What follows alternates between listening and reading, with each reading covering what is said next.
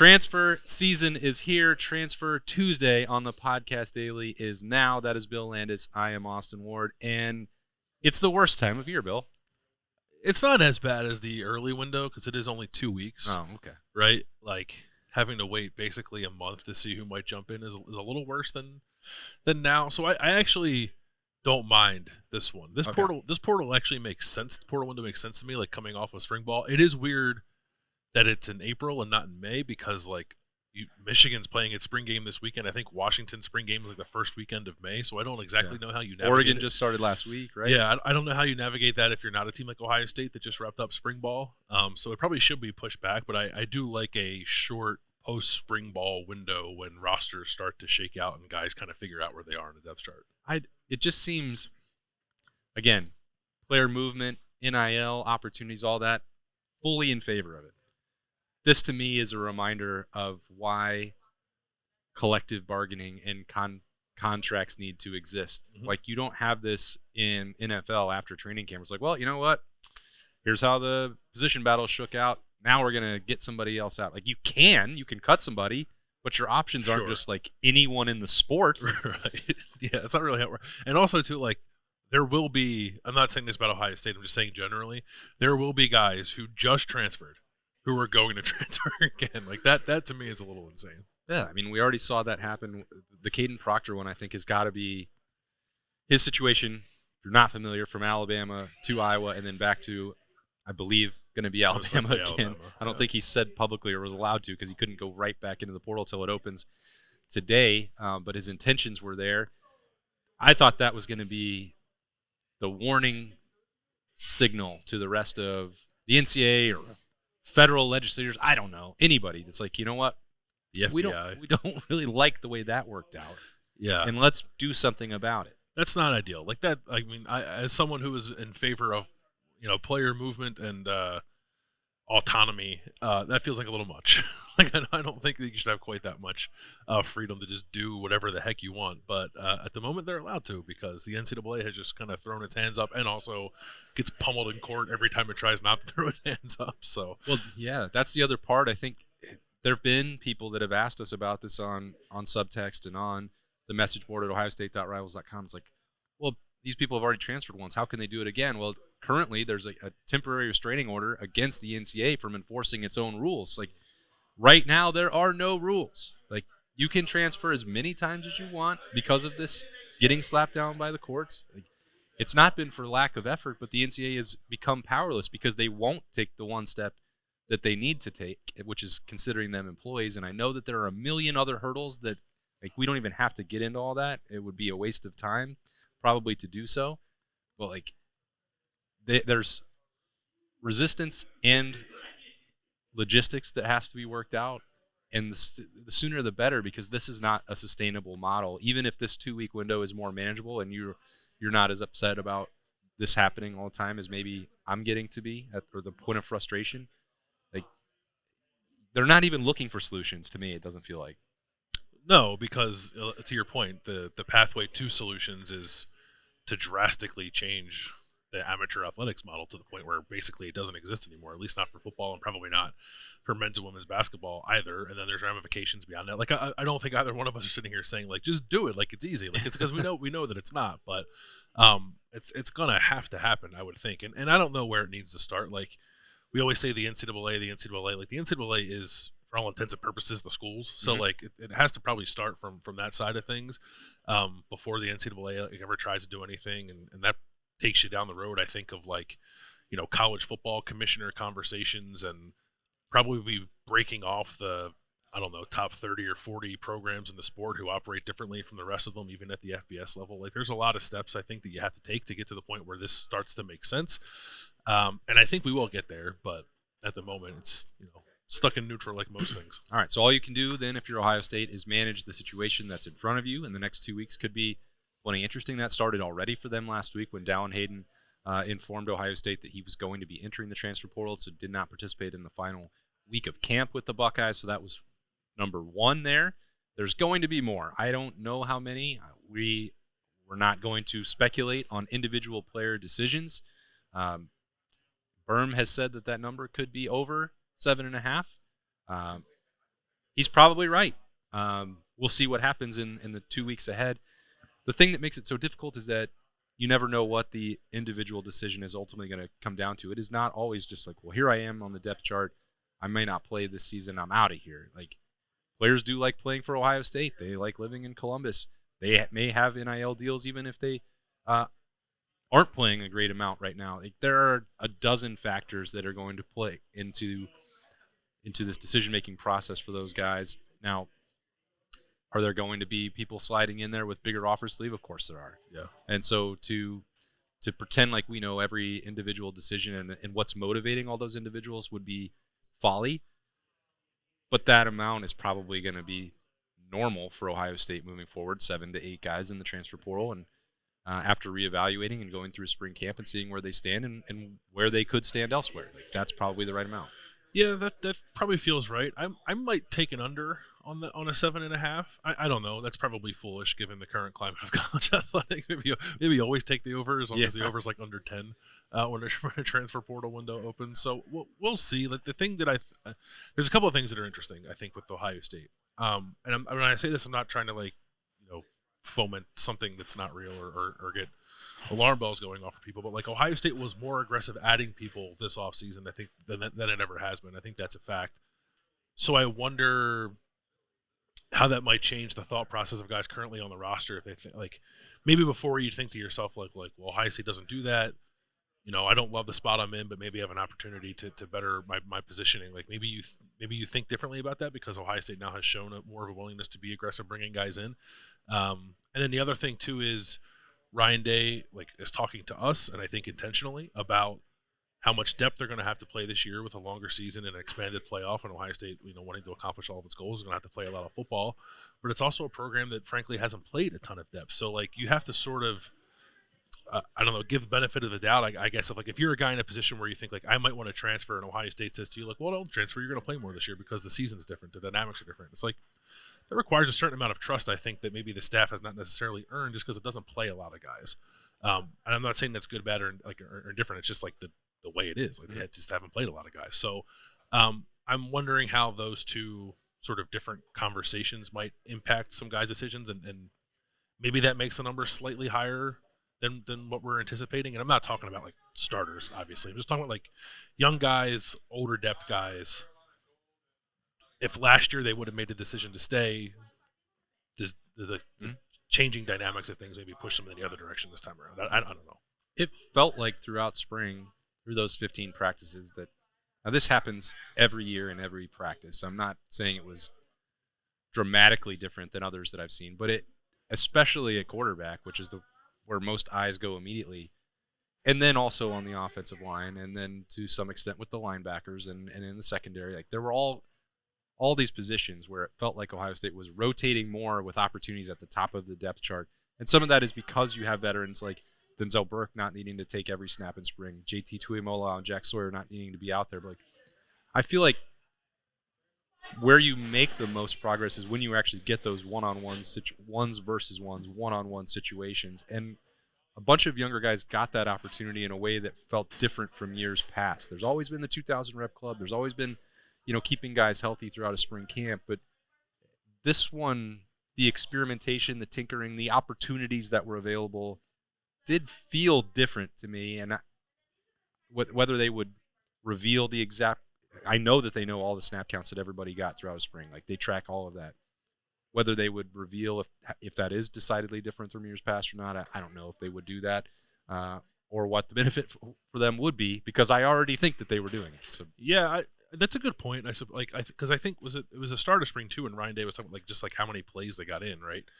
And maybe it does seem like they made an effort just to have more snaps available to guys this spring, and rotate pretty freely. I think I don't think it was just coincidence that Ryan Day a couple of times mentioned to us that the spring was not necessarily about figuring out a depth chart. It was about just everybody getting better. And I think if that's the case, then maybe if you can get enough guys thinking similarly, right? And it's human nature. Guys know how much they have practiced compared to how much other guys have practiced, right? You're not always going to bat 1,000 when you're trying to do it that way. But if you can get enough guys thinking that way, then maybe that protects you a little bit from I didn't play as much as I wanted to this spring. why would I play as much as I want to in the summer? I'm out of here, kind Right. of thing. Yeah. You know? Well, we'll see. It also informs the decision of what Ohio State may need to get out of the portal. And at the risk of having a similar conversation to what we already have had when we're looking at position previews and the way that some of those battles have worked out, is there anything new on your radar that Ohio State may need? Or are you also still convinced that if there's a great starting right tackle out there, they'll probably go after that? We can start with that point. Yeah, I mean, that's probably the biggest one, right? That's the one that everyone looks at. As we're having this conversation, I'm not aware of one being in there. Now that'll change probably over the next couple of days. So yeah, I think you just look at an offensive lineman, whether it's a tackle or a guard. I think like a tackle probably makes the most sense, especially like if you think that Josh Fryer can and would play guard in that scenario, which I think is the case. I also too, like Doug and I did the post game show after the spring game, and I probably came off a little more worried about the offensive line than I am now after rewatching the game a couple of times. A couple of times. Well, I rewatched it and like I went back through and like I was watching Will Howard, and in the course of watching Will Howard, I watched some offensive line because why wouldn't I? Yeah. And I'm not trying to say like it was awesome. Don't worry about it, but like I really like what I saw at Tegra Chihuahua. So it's like if the staff really liked what they saw at Tegra too, then like maybe you could talk yourself into Tegra's the right guard and Josh Fryer's the right tackle. I don't know. I still think just because they've been so aggressive with everything else, it would be odd to me if they weren't aggressive going after a really good offensive lineman, provided there is one available. So I think they look there. But other than that, like nothing really screams at me about what they need on this roster.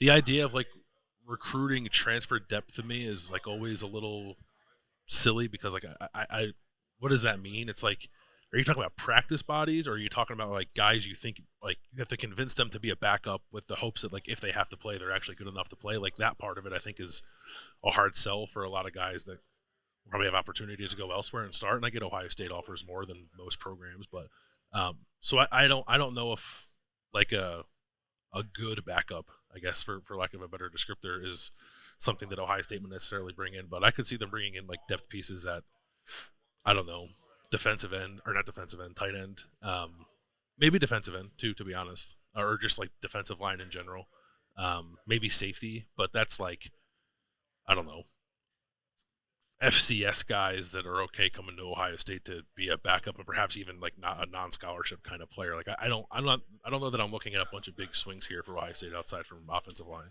Well, the dynamic is different in this window. Like you have now missed spring camp, and I recognize fully that Josh Simmons was able to come in and win a starting job in this post-spring window without the benefit of camp, but that's going to be the exception for guys who can actually and a reflection of what the talent level was like as a whole in the offensive line last year.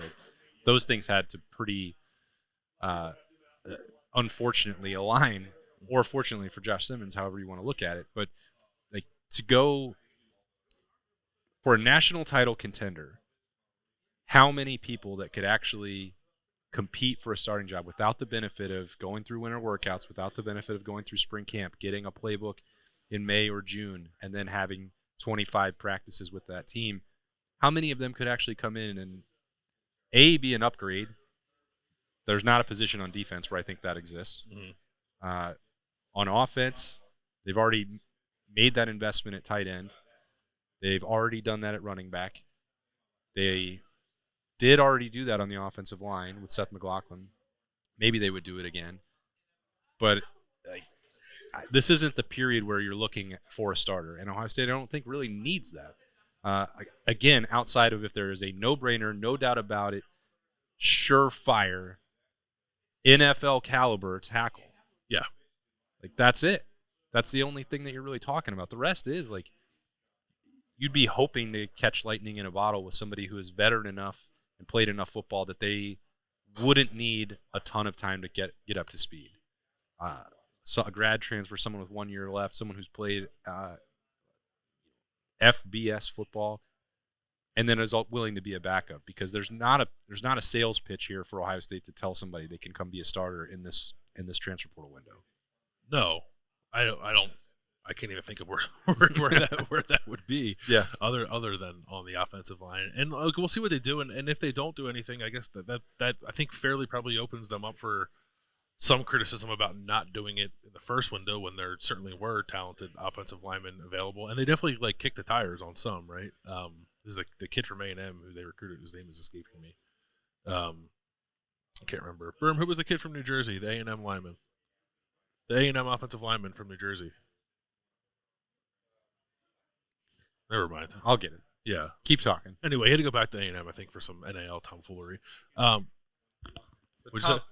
A&M kid that the tackle. Chase Basantis. There it is. There you go. Sorry for the delay. We produce a show live here, folks. But like they were clearly looking at guys like that, and I maybe could have taken bigger swings if they wanted to. I understand also wanting to. I think it was a different situation than last spring. It's like Luke Montgomery, highly recruited player, Tegra Shabola, like top 150 kind of recruit, 3 years into his career now. Like you want to give those guys an opportunity to show what they can do, and they have. And it doesn't seem like Ryan Day is like enamored with what they saw this spring, but I also don't know that he's as concerned as he was maybe coming out of last spring either. So I don't know how great the urgency is there. I think it would have to be, to your point, like a slam dunk, like of course you take this guy kind of thing. But again, that guy at the moment is not in the portal. Yeah, and I think now we could say that Ohio State would do that, not just because there could be a perceived need on the staff to bring in an offensive lineman, but if another Caleb Downs went in the portal, I think Ohio State would be willing to get involved in late April and May in a way that they weren't in years past. The swings that they took already this offseason with Will Howard, with Quinshon Judkins, with Caleb Downs, with Seth McLaughlin, that tells you that they are not opposed to doing that. They have tweaked the approach. They have. So, that's the thing. Are there going to be a ton of superstars going into the portal in late April? I mean, my guess is probably not, even though this world is far different than even at this time a year ago, with guys willing to test the waters and seeing what NIL is out there. Like, there's very little downside to them. I get that. So maybe I'll be proven incorrect. But if that does happen, like, Ohio State has the resources and the desire to be involved if they feel the need. It's just, especially on defense, they already have the best defense in the country. It's like, yeah, I don't even think you look at that side of the ball. But it'll be interesting. Like, I don't know what to expect in this transfer window. Like, I know a lot of people are saying, like, this will be the craziest thing we've ever seen, and I understand why. Because one, I think players just naturally will get more aggressive, like kind of betting on themselves as this progresses. And two, like collectives can now negotiate with players like on behalf of schools and not worry about anything. And also there's no transfer limitation. So like it could get pretty wild. So like I'm not going to say like, some team that has championship aspirations might have like a really good left tackle decide he wants to jump into the portal because why not? Mm-hmm. So we'll see if that happens. But aside from that, like I just don't know, like a Caleb Downs type at any other position, I don't know necessarily makes any sense for Ohio State, but it certainly does on the offensive line. I was looking here, again, I'm not being rude. I keep a list of roster numbers on my phone, and what I believe to be Ohio State's desired number of players at each position based on what Ryan Day has said previously, just to like see where they're light. Like I think they would like 11 receivers. They currently have 9, but I also don't have Reese Stocksdale in there, so like they would probably say they have 10. Mm-hmm. So that's like technically a little light, but I don't think they would look to add there. And then safety, I think they want 10, and at the moment they have 8. And I wouldn't be terribly surprised if there's movement out of that room. So maybe that's a spot where they could look to add some depth if the situation makes sense. They've already had so much of it at safety. It's like, how much more can you withstand? But yeah, I'm going to bring it up again. Like, that Hinkie Jones can play football, man. Yeah, no, they got walk. Like, that's the thing about Ohio State too. It's like I know people don't want to hear like walk-ons can play. Like, or maybe some people don't, but like there's some real dudes on Ohio State's walk-on roster who could probably be scholarship players at a lot of other places. It wasn't like this guy made one play in a scrimmage and I'm like enamored with one thing I saw. Every time I was out there, he did something. Yeah, well, I remember the first day of spring, he made like 4 plays, and I kept having to go to my roster, like, who is this person? Yeah. I thought like Caleb Downs was wearing a different number or something. That's how good this kid was playing on the first day of spring ball. Yeah. So who knows? Maybe that, as Berman said with TC Caffey, maybe the walk-on is you already have the built-in option there to sustain that depth and build it, enhance it as you go along with just adding a scholarship to somebody who's been in the building as part of the brotherhood already. Who knows? We'll see what transpires over the next couple weeks. It'll be wild. How wild will it be for Ohio State? Well, that's a little thing we'll have to stay tuned to find out on the podcast for. So thanks for joining us as we start portal season on a Transfer Tuesday edition of the Podcast Daily. He's Bill Landis. I am Austin Ward. I'm sure we'll be back again to talk to you soon. See ya.